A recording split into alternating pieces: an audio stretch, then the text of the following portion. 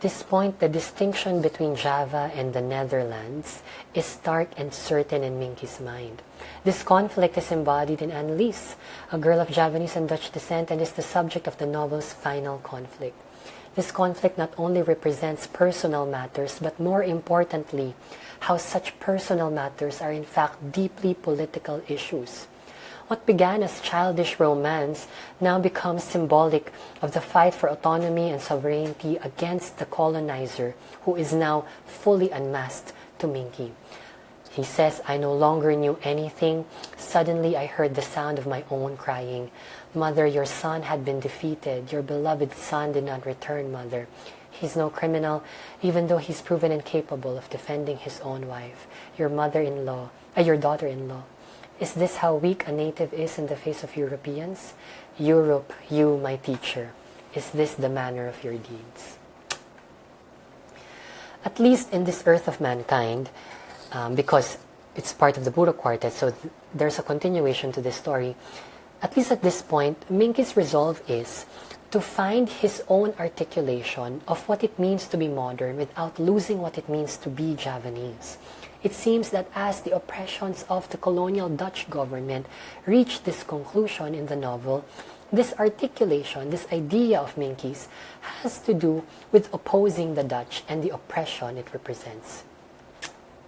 The attempt to think of his Javanese-ness not merely as a personal matter, this is the shift. When Minke tries to think of his Javanese-ness not just as a personal matter but as a collective one, and when he contrasts that collective with the oppressive colonial forces of the Dutch, this is the novel's way of depicting an emerging sense of nationalism. In a lot of ways, this sense of nationalism is rooted in the idea of a nation by Benedict Anderson, who articulates that the nation is an imagined community. Minke's oneness with the community of Javanese under Dutch colonial rule manifests as he and Nyai lose the battle in court. All of the markers of Minke's distinction from the rest of his people and his land, such as his education, his lineage, his interaction with other Europeans, such as Jean Marais or even the Delacroix sisters, these all start to become unclear as he begins to imagine himself as one with the Javanese and the people of Java in this fight. As a side note, interestingly, Anderson's book was published around the same time this Earth of Mankind came out, and even mentions the same technologies that aided the formation of a nation brought about by modernity. But in any case, at this point, it's useful to go back to the context in which these novels were written. For Pramoedya, colonial governments and authoritarian regimes such as Suharto's, under which he wrote the novel and under which he was imprisoned, are no different from each other. Colonial regimes and authoritarian regimes are no different from each other.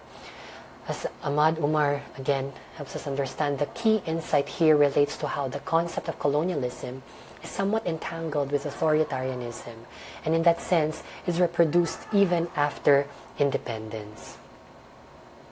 Autocrats are like colonizers who modernize a nation on their own oppressive terms and coerce people into unification to serve their capital-hungry interests.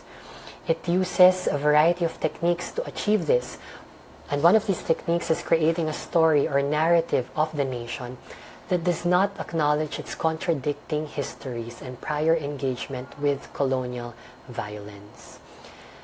This has a lot to do with the banning of Pramoedya's books by Suharto, for this book is a way of providing the story for the nation. Of course, autocratic regimes cannot do and would not entertain other narratives other than its own. In the case of Suharto's New Order, this order built its modernizing mission on an underpinning of backward-looking conservatism. Its political and economic mission was summed up by the numerous slogans, neologisms, and acronyms it spawned. From floating mass to the roles assigned to the rural population when it came to politics, monoloyalistas, accelerated modernization, takeoff, and the like. The Pancasila ideology tried to freeze Indonesian society in the stasis of a mythic vision of the Indonesian past, which stressed consensus, harmony, and tradition, but also obedience and passivity. This vision strove to obliterate the conceptual division between state and society and to teach individuals and groups that their interests must always be subordinated to the greater ones of the state and nation. This ideological climate naturalized and legitimized the repressive political arrangements upon which the regime was founded. It also stifled initiative and creativity, providing an environment in which corruption flourished and conformism reigned. This is the kind of rule that Pramoedya was against and which he began articulating in this Earth of Mankind. This Earth of Mankind shows that this kind of authoritarianism has its roots in the colonial history of Indonesia, and that all of the complex mechanisms and processes that we just traced are in effect still in place. Patricia Henry helps us understand Pramoedya's vision and nationalist sentiment that is embedded in the novel. Henry says, Pramoedya's and Minke's dealing with the Javanese or Indonesian identity process is not simply a personal story. It is meant as a model for Javanese and non-Javanese alike to learn about and construct the Indonesian self that will provide the moral legitimacy for action.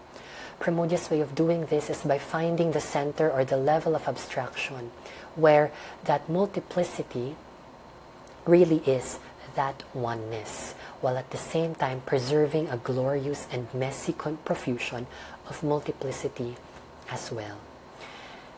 It seems that Minke's emerging sense of nationalism is one that is rooted in his people's struggle, one that will modernize Java without violating the history of its peoples.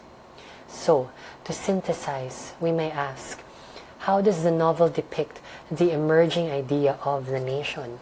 According to the novel, what is the relationship of colonialism with our idea of the nation? More importantly, how do different individual lives such as Nyai's, Annelies', and Minke's shape the kind of nation one ends up fighting for? And, given everything we've discussed, how did the idea, or more importantly the reality of the nation, alter the world and usher it into modernity? And in the spirit of Nyai, one may ask, after reading the novel, where has humanity gone and where is it headed?